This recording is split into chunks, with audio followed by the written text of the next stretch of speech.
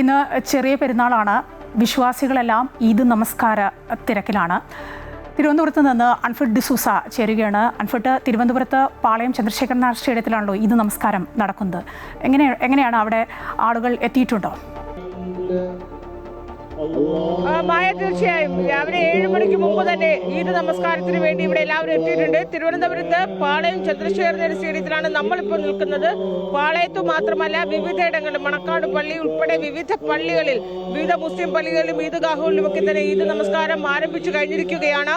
ഇവിടെ ചന്ദ്രശേഖരൻ സ്റ്റേഡിയത്തിൽ പാളയം ഇമാം VP മുഹമ്മദ് ഷുഹൈബിന്റെ നേതൃത്വത്തിലാണ് ഈദ് നമസ്കാരം നടക്കുന്നത്. അതോടൊപ്പം തന്നെ വിവിധ പള്ളികളിൽ നിന്ന് പെരുന്നാളിന്റെ ഈദ് നമസ്കാര ചടങ്ങുകൾ രാവിലെ തന്നെ ആരംഭിച്ചിരിക്കുന്നത്. ഏറെക്കുറെ എല്ലായിടത്തുമൊക്കെ 7 മണി എന്നൊരു സമയമാണ്.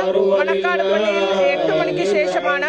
ഇതിൽ ഏറ്റവും ശ്രദ്ധേയമാകുന്ന സ്ഥാനാർത്ഥികളൊക്കെ തന്നെയും ഈ ആളുകളെ, അതായത് വോട്ടർമാരെ നേരിട്ട് കാണുന്നതിന്റെ ഭാഗമായി സ്ഥാനാർത്ഥികളൊക്കെ തന്നെയും ഇവിടെ പലയിടങ്ങളിലെ പള്ളികൾ എത്തുമെന്ന് തന്നെ പ്രതീക്ഷിക്കുകയാണ്. ഈദ് നമസ്കാരത്തിൽ തന്നെയും അവരതിന്റെ ഭാഗമായി തന്നെയും അതിൽ പങ്കെടുക്കും. ഇപ്പോൾ കുറച്ച് കഴിയുമ്പോൾ പാളയം ഇമാമിന്റെയും ഈദ് നമസ്കാര ആശംസകളൊക്കെ തന്നെ ഉണ്ടാകുമെന്ന് നമ്മൾ പ്രതീക്ഷിക്കുകയാണ്. ഇപ്പോൾ എന്തായാലും അതിന്റെ അല്പസമയത്ത് യഥാർത്ഥ ചടങ്ങുകളിലേക്കും ചടങ്ങുകളിലേക്കൊന്നും കടന്നിട്ടില്ല. അല്പസമയം എല്ലാവരും ഇവിടെ എത്തിയിട്ടുണ്ട്. അതിനുശേഷമായിരിക്കും ഈദ് നമസ്കാരത്തിന്റെ ചടങ്ങുകളിലേക്കൊക്കെ ആരംഭിക്കുക. ഏതായാലും ഇവിടെ എല്ലാ ദിവസവും തവണ നമുക്കറിയാം, തലസ്ഥാനത്ത് ഏറ്റവും അധികം പേര് ചന്ദ്രശേഖരൻ നായർ സ്റ്റേഡിയത്തിലാണ് ഈ നമസ്കാര ചടങ്ങുകൾക്ക്, പെരുന്നാൾ നമസ്കാരത്തിനായി എത്തുന്നത്. എന്തായാലും ഇപ്പോൾ അല്പസമയത്തിനകം തന്നെ പാളയം ഇമാമിന്റെ ആശംസാ പ്രസംഗം അല്പസമയത്തിനകം ആരംഭിക്കുകയാണ്. നമസ്കാര ശേഷം അൻഫിൽട്ടാണ് വിവരങ്ങൾ നൽകിക്കൊണ്ടിരുന്നത്. ചന്ദ്രശേഖരൻ നായർ സ്റ്റേഡിയത്തിൽ നിന്ന് തിരുവനന്തപുരം പാളയം ചന്ദ്രശേഖരൻ നായർ സ്റ്റേഡിയത്തിൽ ഈദ് നമസ്കാരം പുരോഗമിക്കുകയാണ്. ഇപ്പോൾ കൊച്ചി കലൂർ സ്റ്റേഡിയത്തിൽ നിന്ന് അശ്വതി കൂടി ചേരുകയാണ്. അശ്വതി, കലൂർ സ്റ്റേഡിയത്തിൽ ഈദ് നമസ്കാരം ആരംഭിച്ചോ? മായ, ഇവിടെ ഈദ് നമസ്കാരം നടന്നുകൊണ്ടിരിക്കുകയാണ്. ഇവിടെ ഈദ് നമസ്കാരത്തിനായി എത്തിയിരിക്കുന്നത്. ഈദ് നമസ്കാരത്തിന് എത്തിയിരിക്കുന്നു. പ്രത്യേകം സ്ഥലം സജ്ജീകരിച്ചിട്ടുണ്ട്. ഈ ഏറ്റവും വലിയ ഒരു ഈദ് നമസ്കാരം ഇടം എന്ന് പറയുന്നത് കലൂർ സ്റ്റേഡിയം തന്നെയാണ്. ഇതുപോലെ തന്നെ വിവിധയിടങ്ങളിൽ പലയിടങ്ങളിൽ പള്ളികളിലും ഈദ്ഗാഹുകളിലും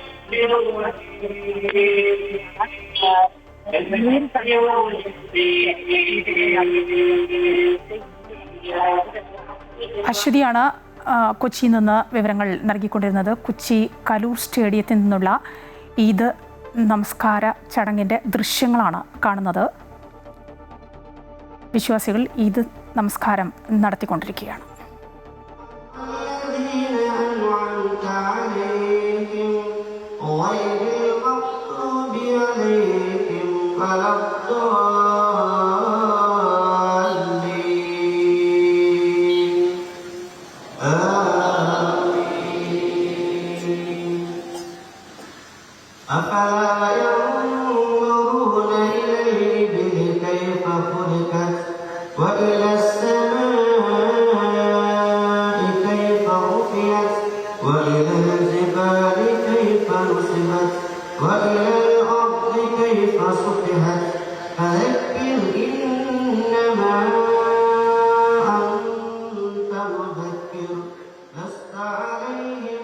കോഴിക്കോട് നിന്ന് ലക്ഷ്മി ചേരുകയാണ്. ലക്ഷ്മി, കോഴിക്കോട് ഈദ് നമസ്കാരം എങ്ങനെയാണ് പുരോഗമിക്കുന്നത് ഇപ്പോൾ?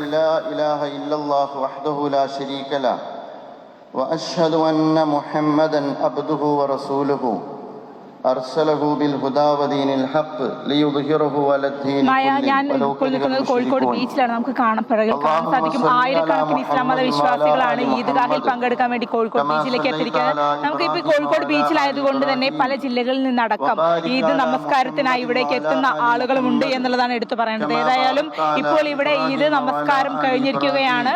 ഇപ്പോൾ അതായത് സന്ദേശം അടക്കം ഇപ്പോൾ നൽകുന്നുണ്ട്. ജമാഅത്തെ ഇസ്ലാമി കേരള അമീർ മുജീബ് റഹ്മാന്റെ നേതൃത്വത്തിലാണ് ഇവിടെ ഇവിടെ ഇപ്പോൾ ഈദ്ഗാഹ് നമസ്കാരങ്ങൾ നടക്കുന്നത്. ലോകമെമ്പാടുമുള്ള ഇസ്ലാം മത വിശ്വാസികൾ ഏതായാലും 30 നാളുകൾ നീണ്ട, അതായത് 1 മാസം നീണ്ട വ്രതാനുഷ്ഠാനങ്ങൾക്ക് ശേഷമാണ് ഇന്ന് ചെറിയ പെരുന്നാൾ ആഘോഷിക്കുന്നത്. നമുക്കറിയാം വലിയ ചൂടായിരുന്നു ഇത്രയും നാളുകൾ. അപ്പോൾ ഈ ഒരു കഠിനമായിട്ടുള്ള വ്രതത്തിന് ശേഷമാണ് ഇന്ന് വിശ്വാസികൾ ഇസ്ലാം മത വിശ്വാസികൾ ഇന്ന് ചെറിയ പെരുന്നാൾ ആഘോഷിക്കുന്നത്.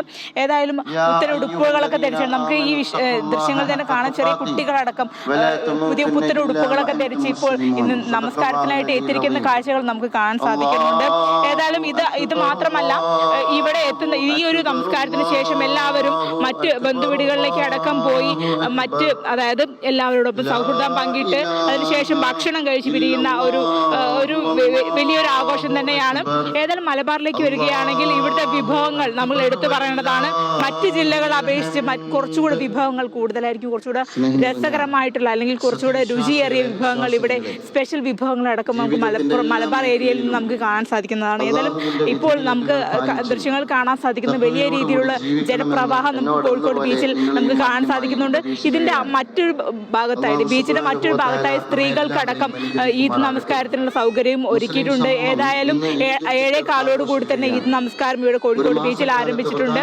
ഏതായാലും ഇപ്പോൾ ഇവിടെയുള്ള ജമാഅത്തെ ഇസ്ലാമി കേരള അമീർ മുജീബ് റഹ്മാൻ ഇപ്പോൾ ചെറിയ പെരുന്നാളിന്റെ സന്ദേശം നൽകുമെന്നുള്ള വിവരം നമുക്ക് ലഭിക്കുന്നുണ്ട്.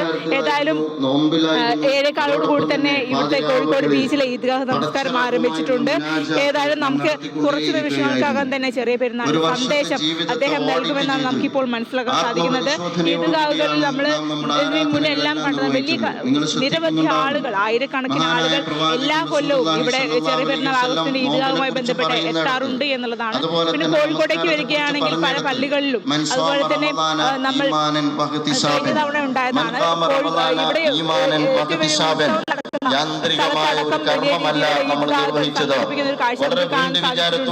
ഏതായാലും ഇവിടെ ഇപ്പോൾ വലിയ ജനപ്രവാഹം നമുക്ക് കാണാൻ പരിശോധനയോടുകൂടിയാണ് നമ്മൾ ഓരോരുത്തരും വ്രതമനുഷ്ഠിച്ചത് എന്ന് നമുക്ക് കാണാവുന്ന ആ അർത്ഥത്തിൽ കഴിഞ്ഞ ഒരു വ്രതശുദ്ധിയുടെ പുണ്യവുമായി ഇന്ന് ചെറിയ പെരുന്നാളാണ്.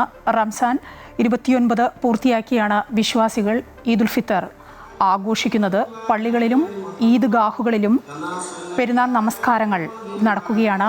ആയിരങ്ങളാണ് ചടങ്ങിൽ പങ്കുചേരുന്നത്. ഒരു കൂടിച്ചേരലിൻ്റെയും സ്നേഹത്തിൻ്റെയും ആഘോഷം കൂടിയാണ് ചെറിയ പെരുന്നാൾ. ദൃശ്യങ്ങളിൽ നിന്നത് വ്യക്തമാണ്. തിരുവനന്തപുരത്തു നിന്നും കൊച്ചിയിൽ നിന്നും കോഴിക്കോട് നിന്നും അതിൻ്റെ ദൃശ്യങ്ങളാണ് നമ്മൾ കണ്ടത്. ക്ഷമ, സഹനം, കാരുണ്യം തുടങ്ങിയ മൂല്യങ്ങളുടെ കൂടിച്ചേരൽ കൂടിയായാണ് വ്രതാനുഷ്ഠാന ദിനങ്ങൾ പിന്നിട്ടുകൊണ്ട് വിശ്വാസികൾ ചെറിയ പെരുന്നാളിൻ്റെ ആഘോഷത്തിലേക്ക് കടന്നിരിക്കുന്നത്.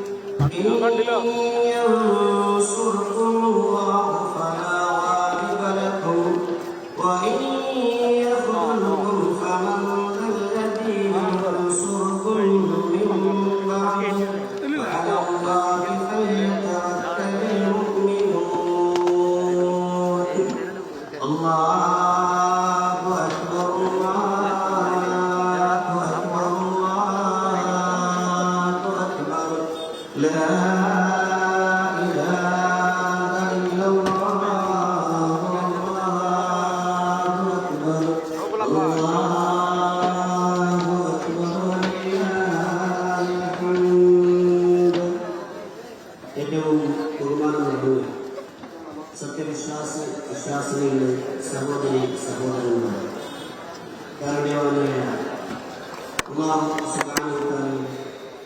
നിയമനിർദ്ദേശങ്ങൾ പാലിച്ചുകൊണ്ട് യഥാർത്ഥ വിശ്വാസികളായി ജീവിക്കണമേ എന്ന് സ്വയം മാതൃകയുള്ളതുപോലെ ഓരോരുത്തരെയും ഉണർത്തുകയാണ്. അല്ലാഹു അക്ബർ.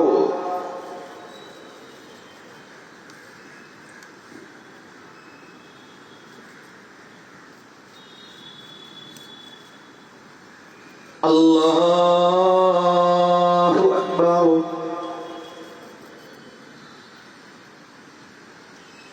അല്ലാഹു അക്ബർ.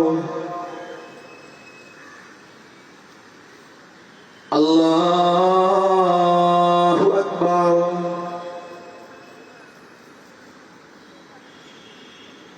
الحمد لله رب العالمين الرحمن الرحيم مالك يوم الدين إياك نعبد وإياك نستعين اهدنا الصراط المستقيم صراط الذين أنعمت عليهم غير المغضوب عليهم ولا الضالين.